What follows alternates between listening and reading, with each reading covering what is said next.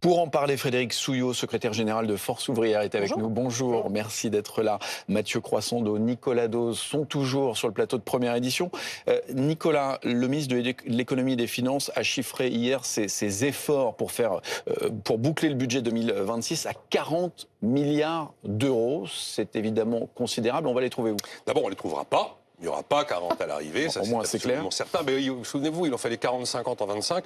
On a réussi à toucher les 20. Après, l'arme de guerre, si vous voulez vraiment avoir de l'argent très vite, tout de suite, c'est l'année blanche. L'année blanche, vous décidez que vous n'indexez pas les pensions de retraite sur l'inflation, vous n'indexez pas le barème de l'impôt sur le revenu sur l'inflation, et vous n'indexez pas l'ensemble des minima sociaux sur l'inflation. Le truc, c'est qu'on n'a plus beaucoup d'inflation. Vous avez l'effet 2022 qu'on a eu avec ce type de mesure, on ne l'aura pas en 2026 parce que l'inflation est beaucoup plus faible. Les économies à réaliser, on les avait, les 40, si on faisait ça quasiment, enfin on les avait pas, mais on était en 22 ou 23, on était facile à 30-35, là ce ne sera pas le cas. Après on peut décider de monter les impôts, mais on a le record du monde des prélèvements obligatoires, jusqu'où on monte les impôts. Alors après le ministre il dit on ne va pas monter les impôts, mais en même temps le débat est ouvert sur les impôts. En 25 on ne devait pas monter les impôts, finalement on a fait pratiquement que monter les impôts pour les efforts 25. Donc il y a la solution fiscale, et puis sinon c'est la solution dépenses. Mais si on ne fait pas l'année blanche, de toute façon, il faut aller taper dans le dur. Je vous rappelle que sur 1 000 euros de dépenses publiques, vous avez 465 euros, c'est santé retraite. Donc ça veut dire qu'on va à nouveau parler de la mise à contribution des retraités, qu'on va à nouveau parler des jours de carence, qu'on va à nouveau parler du remboursement des transports sanitaires, enfin tout ce qui a fait hurler la gauche et sur lequel François Bayrou a reculé en 25 pour éviter la censure. Frédéric Souillot, quelle est la ligne rouge pour vous? Parce que c'est vrai que c'est une expression qu'on avait beaucoup entendue lors du budget 2025, les lignes rouges. Les vôtres pour 2026, c'est lesquelles? Les lignes rouges pour nous, c'est encore une fois taper sur les plus faibles et les plus précaires, que ce soit sur santé, non-indexation des minima sociaux et tout cela. Et puis, lignes rouges, moi je sais où les trouver. S'il a besoin de 40 milliards, 213 milliards d'aides publiques aux entreprises sans aucune conditionnalité. Donc il met un petit peu de conditions. Dès qu'on verse des dividendes, il suffit de fixer le plafond ou le plancher.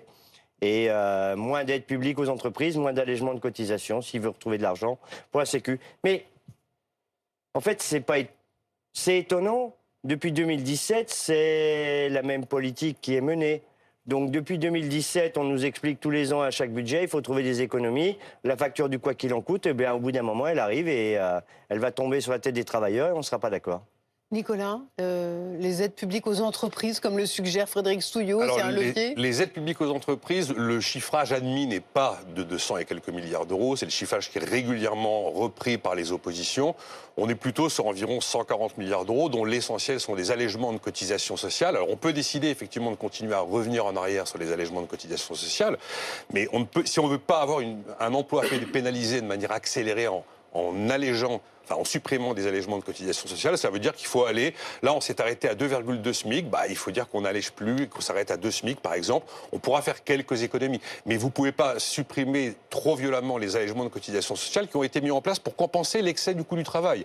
Parce qu'à ce moment-là, vous faites exploser le coût du travail et vous avez un effet dégradant sur l'emploi très rapide, si vous allez trop vite. L'autre piste, Nicolas, ce sont les retraités. Qu'est-ce qu'on peut leur demander concrètement aux retraités? Ce qu'on peut leur demander, c'est de dire qu'au-delà d'un certain Rien niveau... dit Frédéric Souillot. Non, vous me posez la question, je vais vous répondre de manière technique. C'est un choix politique, ce n'est qu'un choix politique. Oui. Les retraités, vous pouvez dire qu'au-delà d'un certain niveau de pension, d'ailleurs, des propositions comme celle-là ont déjà circulé. Quand le retraité est propriétaire et non endetté sur sa résidence principale, on va dire par exemple 3 000 euros net de pension, et propriétaire de sa résidence principale, le politique décide, mais c'est un choix politique, je ne dis pas c'est bien, c'est mal, c'est un choix politique que l'abattement de 10% par exemple, qui leur est accordé, disparaît. Et là, vous aurez dans les 2 à 3 milliards de recettes au mieux. Ligne rouge? Mais c'est toujours la même chose. Ils ont cotisé toute leur vie. On parle des retraités les plus aisés. Enfin, les plus aisés, c'est quoi aisés? Alors, François Hollande disait au-dessus de 2005, maintenant on nous dit 3000. Ça veut dire quoi aisés? Ils ont bossé toute leur vie, ils ont une pension de retraite à 3000 euros. Ils se sont souvent serré la ceinture pour payer leur appartement ou leur maison. Et aujourd'hui, on va leur dire on va leur moins demander 10%. de participer à un effort national. Mais je pense qu'ils seraient d'accord pour participer à un effort national. Mais l'exemple vient du haut. À partir du moment où il n'y a pas d'exemple qui vient du haut, pourquoi ce seraient les retraités ou les plus précaires? Alors, en parlant du haut, il y a les hauts revenus quand même qui sont aussi visés dans ce que disait hier Éric Lombard sur BFM TV. Ils sont taxés aujourd'hui, les hauts revenus. Il y a une taxe qui a été additionnelle sur le revenu qui a été mise en place par Fillon, Sarkozy en 2011. Elle était exceptionnelle. Il y avait le E de exceptionnel dans contribution exceptionnelle. Bon, on voit bien que 15 ans après, elle n'a pas bougé.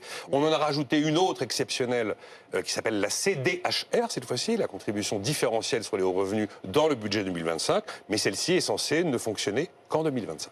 Mathieu, quand on entend parler des retraités, des hauts revenus, est-ce qu'il y a de quoi fâcher tout le monde et peut-être à un moment de faire tomber le gouvernement Bayrou? Alors il y a de quoi fâcher tout le monde, ou en tout cas ne contenter personne, puisque selon qu'on touche de toute façon à telle ou telle catégorie de la population, vous avez mécaniquement, et c'est bien logique, des gens qui s'y opposent.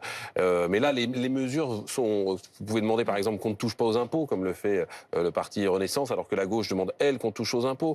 Vous pouvez dire il faut toucher aux retraités, comme le disaient certains dans le bloc central, mais là le RN dira non, on ne touche pas aux retraités. Bref, on voit bien que sur tous les sujets, il va y avoir une opposition. Est-ce que le gouvernement Bayrou tombera pour autant? Le gouvernement Barnier est tombé pour des questions de budget. François Bayrou a passé beaucoup de temps à essayer d'acheter la neutralité des socialistes au mois de janvier.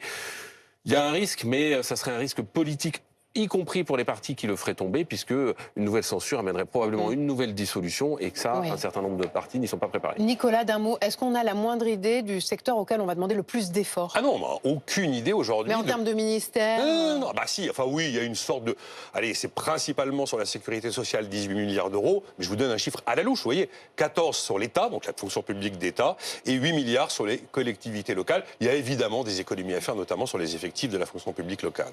On n'a pas fini d'en parler, le débat au Parlement, c'est au mois de octobre, novembre? On va commencer à avoir les premières pistes budgétaires, on les aura en juillet. Après le débat, oui, ce sera à l'automne. On a le temps d'en reparler. Merci d'avoir été avec nous ce matin, Frédéric Souillot. À suivre. Impôt progressif, il n'y a que ça de vrai.